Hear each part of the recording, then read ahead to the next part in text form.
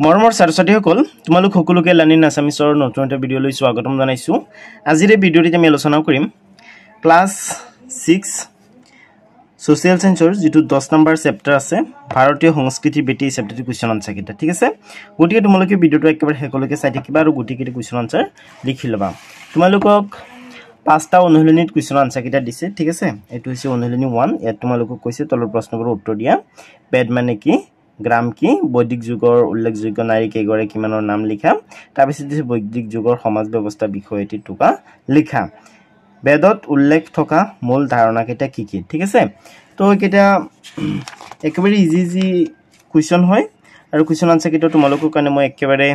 Short কৈ হঠাৎ একেবাৰে ছুটি কৈ লিখি আনিছো ঠিক আছে। গতিকে তোমালোকে ভিডিঅ'টো একেলগে চাই থাকিবা আৰু গুটিকেইটা কোৱেশ্চন আনসাৰ লিখি লবা। ওকে, তো এটো তোমালোকৰ সেকেন্ড অনুশীলনী অৰ্থাৎ 2 নম্বৰ অনুশীলনী। তো এটো হৈছে অনুশীলনী 3 ঠিক আছে। এটো হৈছে অনুশীলনী 4 ওকে, আৰু এটো তোমালোকৰ লাষ্ট অনুশীলনী 5 ঠিক আছে। তোমালোকে হেকলৈকে চাই থাকিবা গুটিকেইটা কোৱেশ্চন আনসাৰ ইয়াতে পাই যাবা আৰু হেকৰ ফালে ইয়াত তোমালোকক ধাৰণা চিত্ৰ এটা দিছে তাত কনসেপ্ট মেপ এটা দিছে ঠিক আছে। এইখিনি তোমালোকে পঢ়িবা, ইয়াত শব্দ অৰ্থ কেইটা তোমালোকে পঢ়িবলৈ পাবা ঠিক আছে। আৰু তাৰ পিছৰ ভিডিঅ'টোত এই যে 11 নম্বৰৰ যেটো চেপ্টাৰ আছে বৈচিত্ৰ্যৰ মাজত ঐক্য বাট আৰু উত্তৰ পূৰ্বাঞ্চলৰ জীৱন, এই চেপ্টাৰটোৰ লিংক তোমালোকে ডেসক্ৰিপচনত পাই যাবা। ডেসক্ৰিপচনত মই লিংক দি থৈছো ঠিক আছে।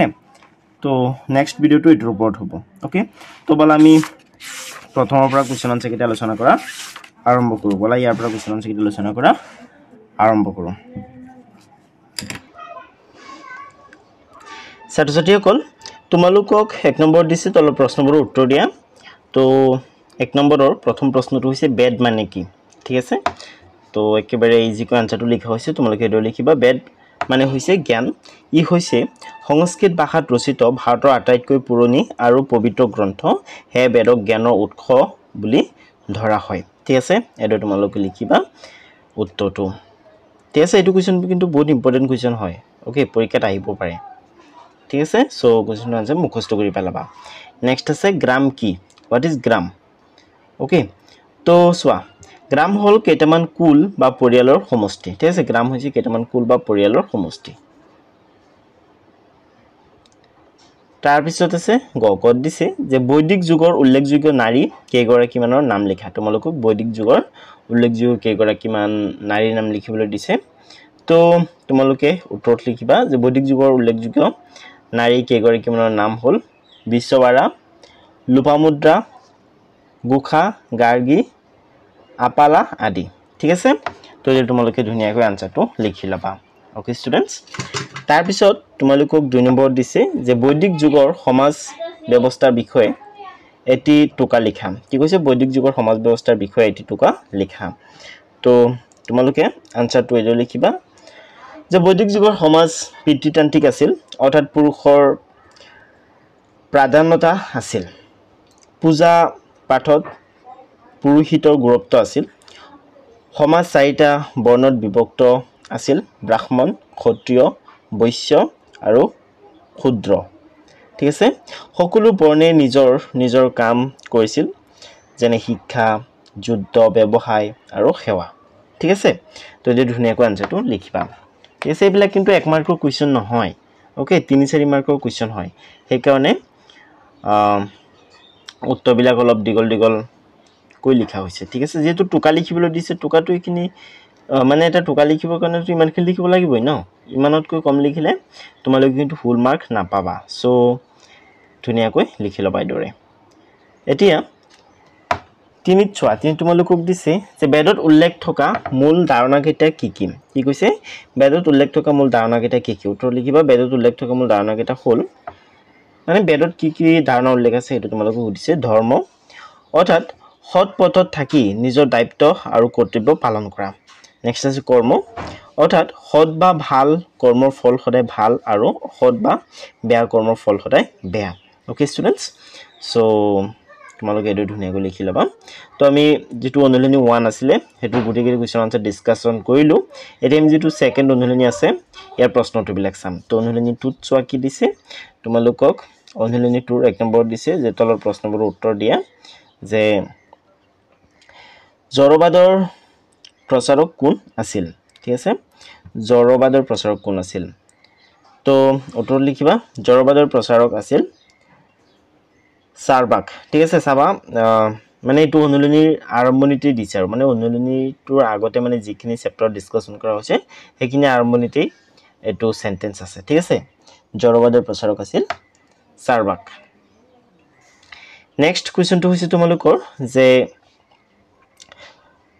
লুকায়ত বুলিলে কি বুজা কি কৈছে লুকায়ত বুলিলে কি বুজা উত্তৰ তোমালোকে লিখিবা লুকায়ত বুলিলে বুজা হয়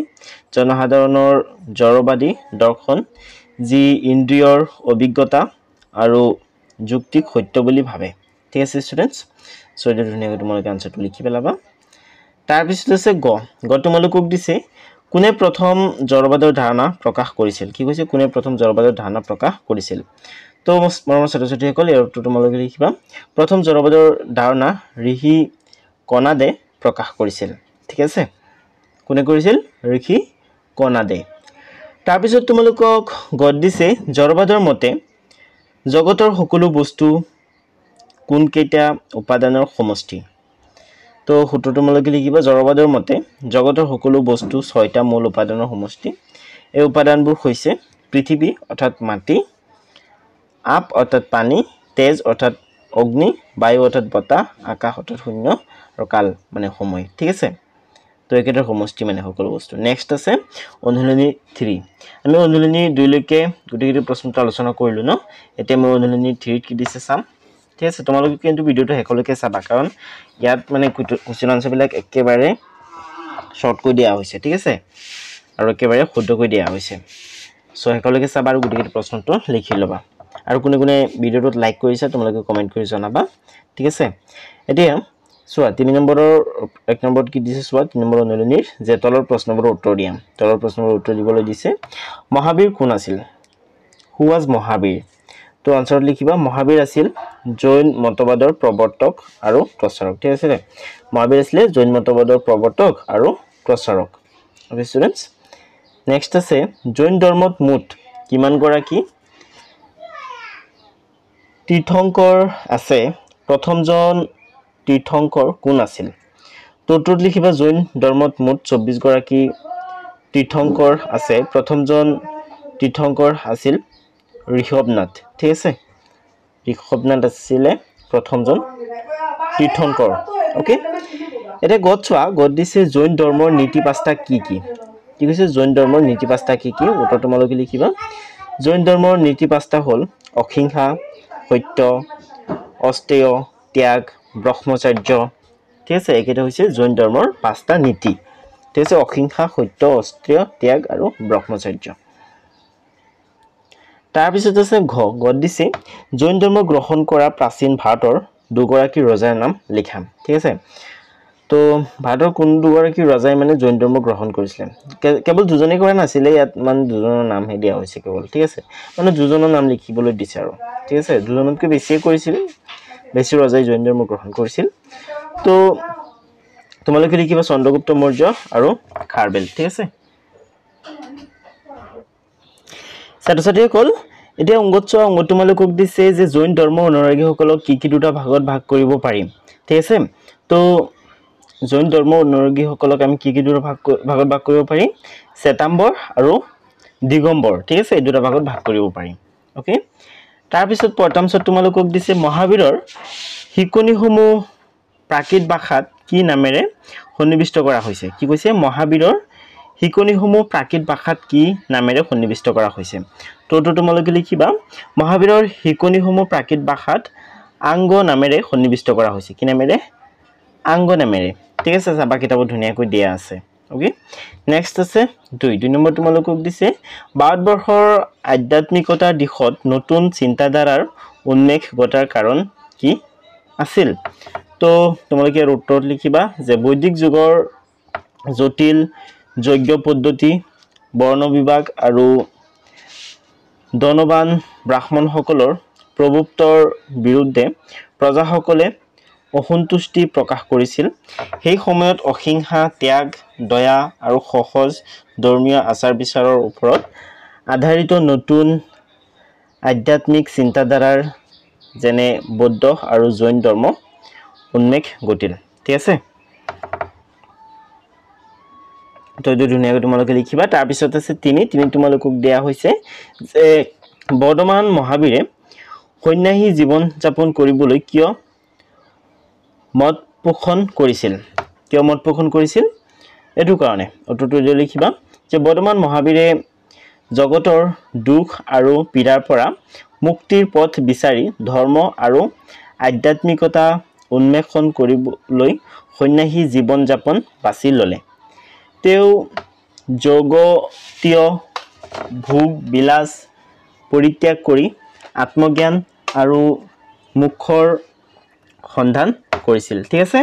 এইটো ধুনীয়াকৈ লিখিবা তাৰ পিছত আছে অনুলিনি 4 তো অনুলিনি 4 একত তোমালোকক দিছে তলৰ প্ৰশ্নবোৰ উত্তৰ দিয়া ঠিক আছে তো স্বৰ কি কৈছে যে বৌদ্ধ ধৰ্মৰ প্ৰৱৰ্তক কোন আছিল তো উত্তৰ তোমালোকে লিখিবা বৌদ্ধ ধৰ্মৰ প্ৰৱৰ্তক আছিল গৌতম বুদ্ধ ঠিক আছে গৌতম বুদ্ধই বৌদ্ধ ধৰ্ম প্ৰৱৰ্তন কৰিছিল তাৰ পিছত দিছে গৌতম বুদ্ধৰ পিতৃ প্ৰদত্ত নাম কি আছিল ঠিক আছে তো উত্তৰ তোমালোকে লিখিবা গৌতম বুদ্ধৰ পিতৃ প্ৰদত্ত নাম আছিল সিদ্ধাৰ্থ ওকে তাৰ পিছত তোমালোকক গদ দিছে যে গৌতম বুদ্ধই কোন ঠাইত তপস্যাত বহিছিল দিছে উত্তৰ তোমালোকে লিখিবা গৌতম বুদ্ধে বুধগয়া নামৰ ঠাইখনত তপস্যাত বহিছিল কোট বুধগয়া ঠিক আছে আৰু এই ঠাইটো বিহাৰত আছে এতিয়া গদ তোমালোকক দিছে যে বুদ্ধিদ্ৰুম বুলি কোনজোপা গছক কোৱা হয় তো তোমালোকে হিয়াৰ উত্তৰত লিখিবা যে বুদ্ধিদ্ৰুম বুলি আহত গছক কোৱা হয় নেক্সট দিছে যাৰ তলত গৌতম বুদ্ধে জ্ঞান লাভ কৰিছিল ওকে নেক্সট আছে উঙ তোমালোকক দিছে যে বৌদ্ধ মতবাদৰ মূল 4টা মহৎ সত্য কি কৈছে বৌদ্ধ মতবাদৰ মূল 4টা মহৎ সত্য কি তো উত্তৰ তোমালোকে লিখিবা পৃথিৱীখন দুখময় মানুহৰ আশা আকাংক্ষাৰ পৰা দুখৰ উৎপত্তি হয় তাৰ পিছত লিখিবা আশা আকাংক্ষা দমন কৰি ৰাখিলে মুক্তি সম্ভৱ হয় আৰু সেই মুক্তিৰ বাবে অষ্ট মাৰ্গ বা 8টা পথ অনুসৰণ কৰাৰ প্ৰয়োজন আছে ঠিক আছে তো এইটো ধুনীয়াকৈ লিখিবা তোমালোকে নেক্সট আছে প্ৰথমছ তোমালোকক দিছে যে বৌদ্ধ ধৰ্মৰ মূল গ্ৰন্থখনৰ নাম কি কৈছে বৌদ্ধ ধৰ্মৰ মূল গ্ৰন্থখনৰ নাম কি উত্তৰ লিখিবা বৌদ্ধ ধৰ্মৰ মূল গ্ৰন্থখনৰ নাম হ'ল বা বৌদ্ধ ধৰ্মৰ মূল গ্ৰন্থখন হ'ল ত্ৰিপিটক ঠিক আছে কি ত্ৰিপিটক ওকে মনত ৰখাই থৈ দিবা নেক্সট আছে দ্বিতীয় দিছে যে বৌদ্ধ ধৰ্মৰ গণশিক্ষাৰ কেন্দ্ৰ তিনিটা কি কৈছে বৌদ্ধ ধৰ্মৰ গণশিক্ষাৰ কেন্দ্ৰ তিনিটা কি উত্তৰ লিখিবা এক দি লিখিবা নালন্দা দুই দি লিখিবা তক্ষশিলা আৰু তিনি দি লিখিবা বিক্ৰমশিলা ঠিক আছে বিক্ৰমশিলা নেক্সট আছে দুই নম্বৰ তোমালোকক দিছে বৌদ্ধ ধৰ্মৰ মূল মতবাদ কেইটা বৰ্ণনা কৰা তোমালোকক বৌদ্ধ ধৰ্মৰ মূল মতবাদ কেইটা বৰ্ণনা কৰিবলৈ দিছে তো উত্তৰ দি তোমালোকে এইটো লিখিবা বৌদ্ধ ধৰ্মৰ দুখ আৰু তাৰ নিবৃত্তিৰ ওপৰত কেন্দ্ৰিত ঠিক আছে তাৰ পিছত আছে মূল বৃত্তি হ'ল 4 মহৎ সত্য আৰু অষ্টাংগিক পথ ঠিক আছে তাৰ পিছত দিছে অহিংসা সত্যতা মিতাচাৰ কৰুণা আৰু আত্মজ্ঞানৰ ওপৰত বৌদ্ধ ধৰ্ম নিৰ্ভৰশীল ঠিক আছে তাৰ পিছত তোমালোকক দিছে যে মুখ্য লাভৰ বাবে ই মধ্যমাৰ্গৰ পথ বুজায় ঠিক আছে তাৰ পিছত 4 নম্বৰ অনুশীলনীৰ 3 নম্বৰ প্ৰশ্নটো হৈছে যে ভাৰতৰ সভ্যতা সংস্কৃতিৰ প্ৰতি বৌদ্ধ ধৰ্মৰ অৱদানৰ বিষয়ে লিখা ঠিক আছে ভাৰতৰ সভ্যতা সংস্কৃতিৰ প্ৰতি বৌদ্ধ ধৰ্মৰ অৱদানৰ বিষয়ে তোমালোকক লিখিবলৈ দিছে তো উত্তৰ তোমালোকে লিখিবা যে বৌদ্ধ ধৰ্মত অহিংসা কৰুণা আৰু সমানাধিকাৰৰ চিন্তা প্ৰচাৰ কৰিছিল ঠিক আছে তাৰ পিছত তোমালোকে লিখিবা যে ই ভাতৃত্ববোধ দান ধৰ্ম আৰু শান্তিৰ বাণী ছটিয়াইছিল ঠিক আছে তাৰ পিছত তোমালোকে লিখিবা 4টা মহান স্থল লুম্বিনী বুধগয়া হাৰনাথ কুশিনগড় সভ্যতাৰ অন্যতম অংশ ঠিক আছে তাৰ পিছত তোমালোকে এৰো লিখিবা যে নালন্দা বিক্ৰমশিলা আদি শিক্ষা কেন্দ্ৰ জ্ঞান বিস্তাৰ ঘটায় ঠিক আছে শিক্ষা কেন্দ্ৰে জ্ঞান বিস্তাৰ ঘটায় নেক্সট আছে স্তূপ বিহাৰ আৰু গৃহন কষাত শিল্প স্থাপত্য আৰু চিত্ৰকলাৰ উন্নতি সাধন হয় ঠিক আছে তাৰপিছত তোমালোকে লিখিবা যে এই ধৰ্মই ভাৰতীয় সংস্কৃতি বিদেশলৈ প্ৰসাৰ ঘটায় ঠিক আছে এটো তেষ্টীয় ঘটায় ছাত্ৰ-ছাত্ৰীসকল এতিয়া অনুলিনি 5ত চোৱা অনুলিনি 5ত তোমালোকক দিছে যে তলৰ প্ৰশ্নবোৰৰ উত্তৰ দিয়া ঠিক আছে তোমালোকক তলত দিয়া প্ৰশ্নবিলাকৰ উত্তৰ দিবলৈ দিছে তো কত চোৱা কি কৈছে যে জনজাতি বুলিলে কি বুজা কি সুধিছে জনজাতি বুলিলে কি বুজা তো তোমালোকে ইয়াৰ উত্তৰ লিখিবা জনজাতি বুলিলে বুজা হয় এখন সমাজৰ তেনে গোট যি নিজৰ স্বতন্ত্ৰ চিন্তা চেতনা ভিন্ন ধৰ্মীয় বিশ্বাস আচাৰ অনুষ্ঠান ভাষা আৰু সংস্কৃতিৰে এক বিশেষ গোট হিচাপে পৰিচিত ঠিক আছে তাৰ পিছত খ তোমালোকক দিছে যে জনজাতিবোৰৰ